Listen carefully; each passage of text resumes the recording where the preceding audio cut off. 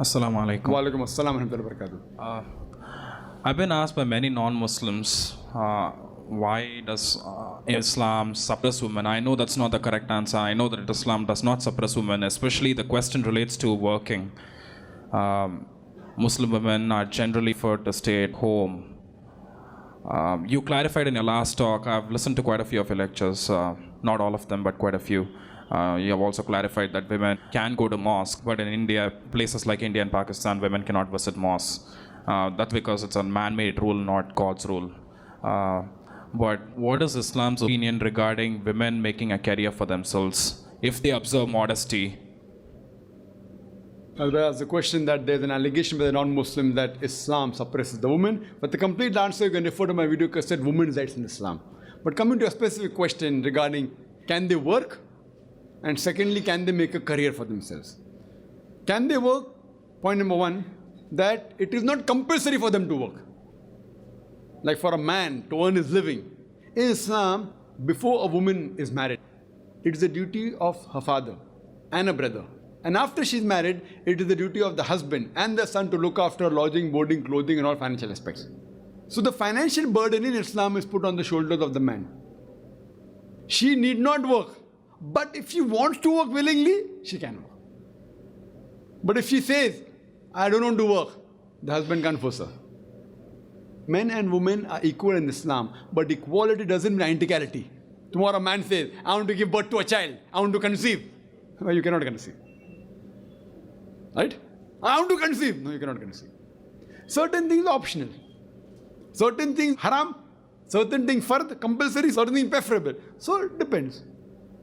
So similarly, depending upon the physiological makeup, the biological makeup, the roles of male and female are different. So the financial burden is put on the shoulders of the men. But yet the women can work if they want to work. If both the ends don't meet, and if she feels she wants to work, or if she wants to work for any other reason, she can work, but it should be within the purview of the Islamic Sharia. Within the modesty level, she should wear hijab. Fine, there should be segregation of the sexes, not intermingling of the sexes. Segregation, you don't know what segregation of sex is. For example, you can't have that a lady wants to become a secretary of the boss, and the boss is sitting in a closed room, in the cabin, and dictating, and the secretary is typing. Our beloved Prophet said, if man and woman are alone, mahram, foreign men and women are alone in a room, the third person is the devil. And that's the reason we read in the newspaper. What happens many a time? What happens with the boss and the secretary? Many a time the boss tells the secretary, why don't you stay a bit late? You know, I've got some extra work. And you know what happens after that? I don't tell that. That's the reason you see. So, it is natural. If you are alone in the room once, twice, thrice, whether the secretary is beautiful or not. So therefore, Islam says segregation of sexes. Segregation of sexes, brother. That if she's working, she should wear the hijab, but natural. And segregation of sexes means separate area for the gents, separate for women. Not that man and woman cannot talk. When required, they can talk, but not in a closed room. They can talk, not they can't. But when required, not unnecessary higgling, hanging like in the office, you find reduces the movie or how you find this and unnecessary gossiping, and then what happens later on. So in Islam, a woman can work, but it should be a work which is within the purview of the Islamic Sharia. She can very well do pottery, she can do weaving, she can do knitting, she can become a gynecologist, she can become a teacher. She can do business also. Why not? My sister Masha both my sisters are doing very good business.